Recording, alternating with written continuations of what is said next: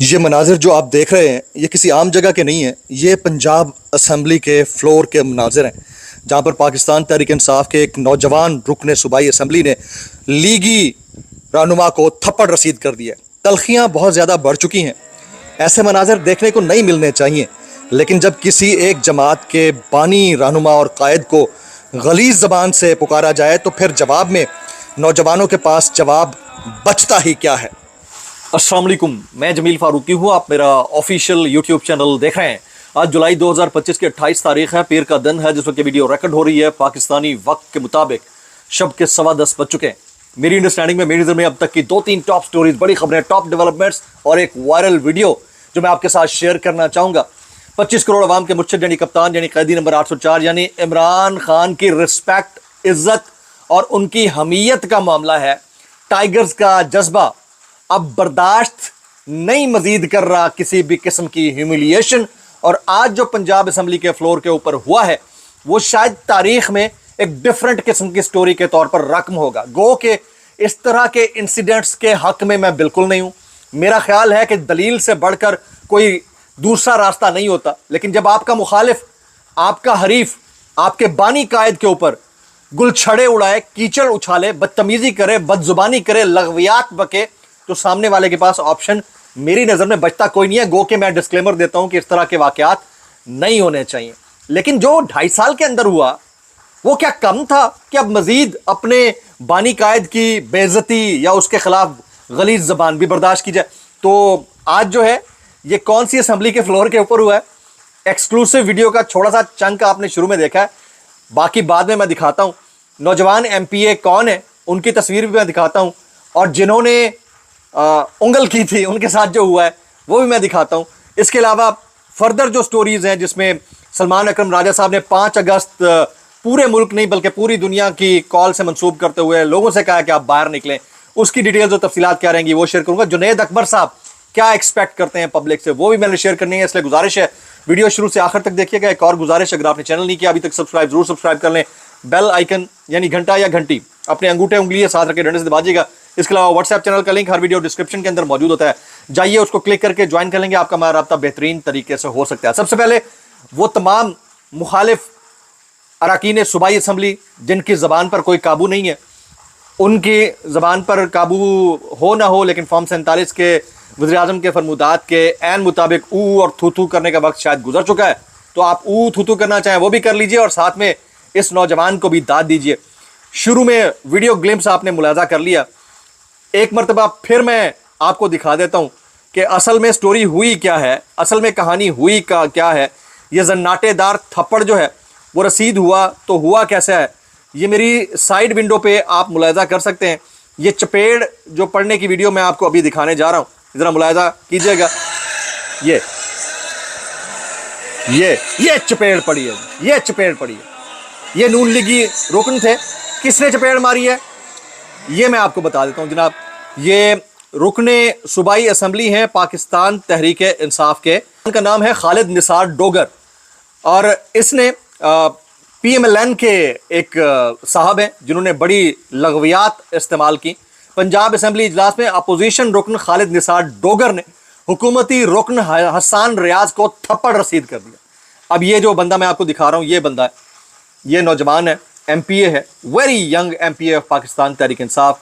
इसने इस बंदे को चपेड़ रसीद कर दी हसन रियाज को। और हसन रियाज साहब इससे पहले इमरान खान साहब से मुतालिक जो लग़्व ज़बान इस्तेमाल कर रहे थे, उनकी निजी ज़िंदगी से मुतालिक, उनके कंडक्ट, उनके कैरेक्टर के ऊपर वो बर्दाश्त नहीं हुई इनसे और उन्हें इसको चपेड़ रसीद कर दी। गो मैं फिर डिस्क्लेमर देता हूँ।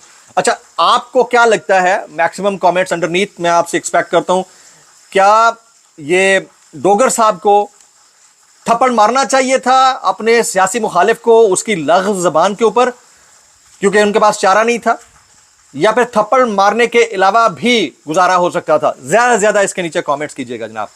अब आ जाते हैं जी अगली टॉप स्टोरी की जानिब।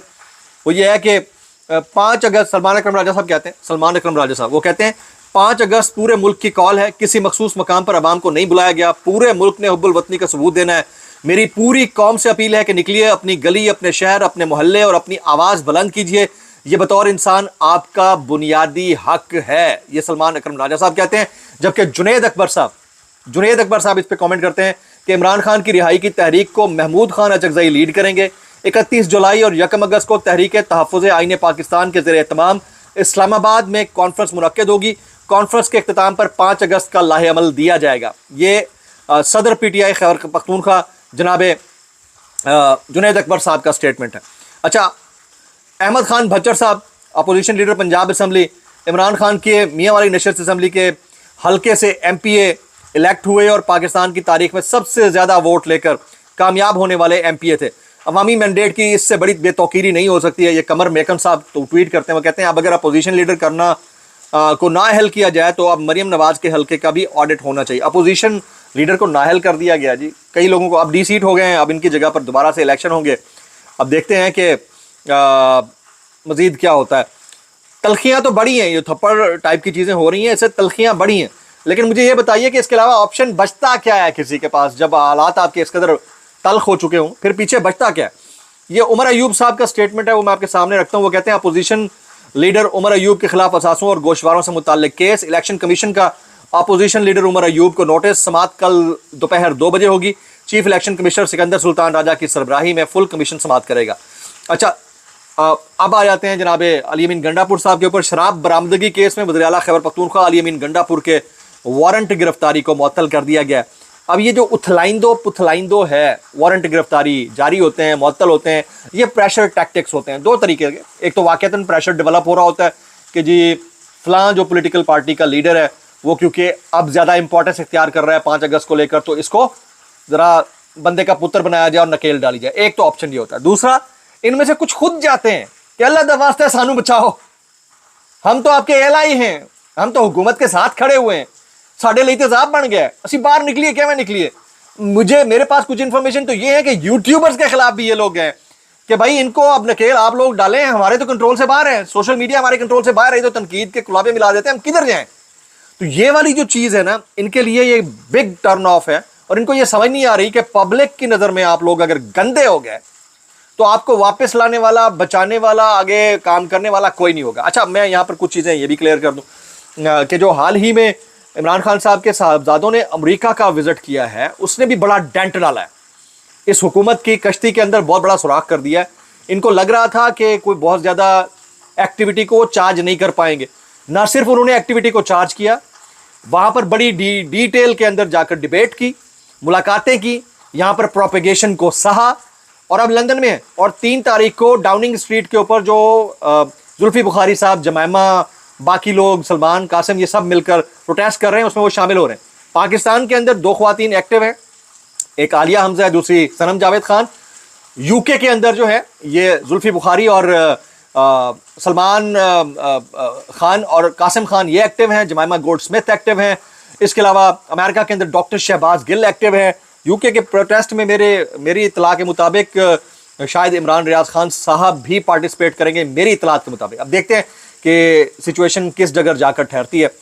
तलखियाँ ज़रूर मज़ीद बढ़ी हैं जो कुछ आज हमने देखा, जो पंजाब असम्बली के फ्लोर के ऊपर हुआ, लेकिन इसके अलावा ऑप्शन क्या बचा था? आपने मैक्सिमम कमेंट्स करने हैं। दुआ में याद रखिएगा।